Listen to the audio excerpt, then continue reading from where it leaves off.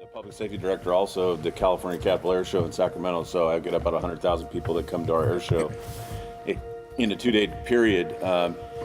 Technology has come a long way. We're in our 12th year with the air show, and so for that venue, the technology is just, I mean, I started with 6 cameras 12 years ago, and now I have up to 80 that I can utilize. And the complexity of not having incident command on site, incident command is at another location. When you think about the power of a desktop computer connected to the internet in the palm of your hand and what that can bring to us, what kind of rich experiences that we can learn and share from that.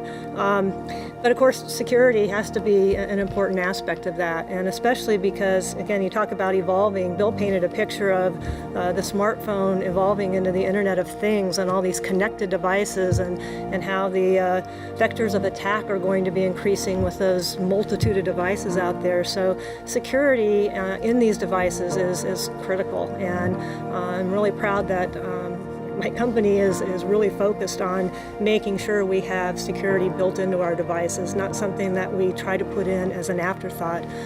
Because we all see it that when you have a new technology or capability, there's a rush to create functionality and get products to market, and we don't want to see security and privacy also be an afterthought.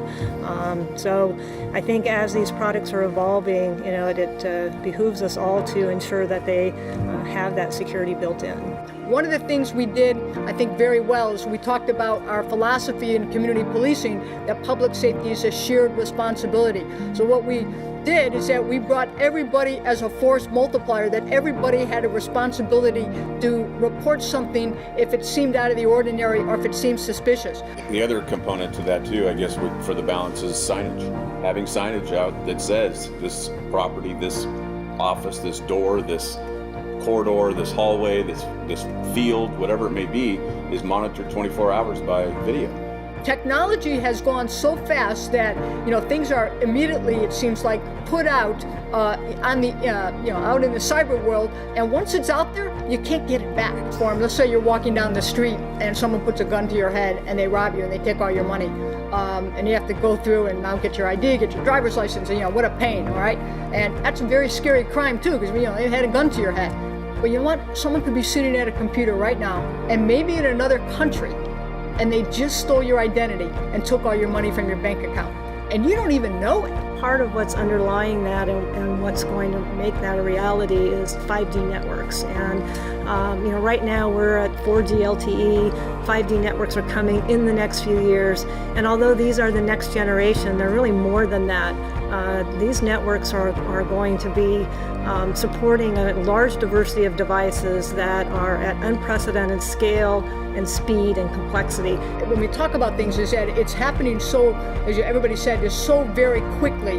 How do you keep up? And what is the money to do that? And one of the things is, the bad guys out there, they don't have a budget.